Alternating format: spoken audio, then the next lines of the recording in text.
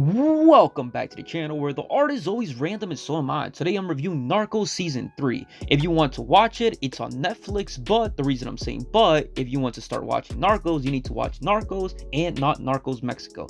And although they all have the same characters, actors, storyline, probably storyboard directors, producers, costume and effects and editors and everything, each season is kind of different but the same, and each other Narcos Mexico is kind of a sequel, but basically a sequel season for just a rebranding. Okay, so basically you have Narcos, you have Narcos Mexico. Narcos is the original one. It takes place with Pablo Escobar and everything that happened in Colombia, and then you have basically a season 4, but storyline wise it's kind of like in the middle. And anyway, so yeah, like you could start with either one and it would make sense to show because you don't have to watch it, but I recommend the original Narcos. I honestly think it was better than Mexico, but Mexico had a better setting and like they went more out with like the special effects and costumes and everything else. So anyway, I'm getting distracted. Yeah, I haven't finished the whole show yet. I'm only on episode 4 or 5, and I wanted to give my first impressions of the show and see what any of you thought about the season so far, if you like it or if you don't like it. I kind of like it, but I kind of don't really care so far. I've been watching it and I haven't had that urge to binge watch it like the previous seasons. The other seasons had a lot of characters. They had a lot of side stories. They had a lot of little stories and things to keep up with, but the most important thing was the main character, and it probably had like 1 or 2 main side stories as well. And I thought the whole show was supposed to be about Amado Carrillo Fuentes, the narco who became the Lord of the Skies. What was it? El Señor de los Cielos, which basically meant he was the king of, the king of the skies, basically.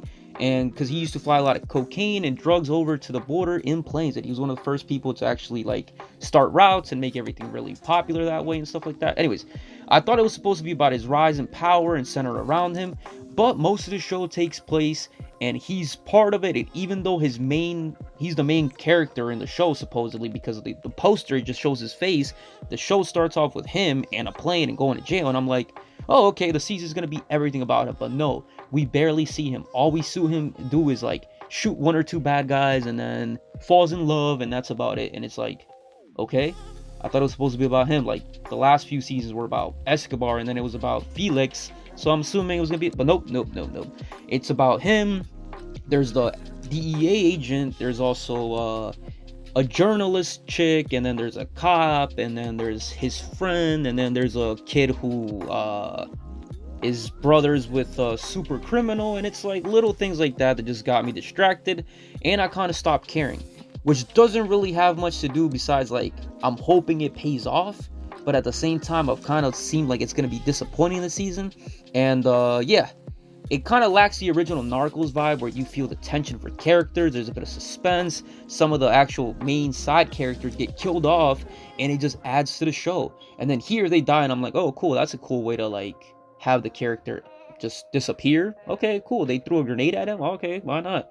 And yeah, nothing really seems important like it used to, and it just really, I don't know. It's kind of like they add so many side stories to a point where I forget what's going on, and most of them are pointless. Like there's one with like I said, the cop.